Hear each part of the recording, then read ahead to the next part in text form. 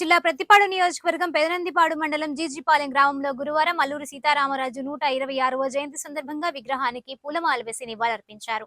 ఈ సందర్భంగా మాట్లాడుతూ అల్లూరి సీతారామరాజు దేశానికి చేసిన సేవ మరవలేనిదని, తన పోరాటాలు నేటికి స్థిరంగానే ఉన్నాయని, నేటి యువత అల్లూరి సీతారామరాజు స్ఫూర్తిగా తీసుకోవాలని అన్నారు. ఈ కార్యక్రమంలో మాజీ ఉప సర్పంచ్ శ్రీనివాస్ రాజు, గ్రామ నాయకులు, మహిళలు తదితరులు పాల్గొన్నారు.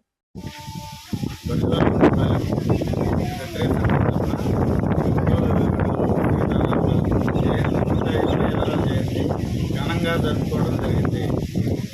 క్షత్రియులందరూ మిగిలిన అన్ని కులాల వారు కలిపి 126వ జయంతిని చక్కగా జరుపుకున్నాము.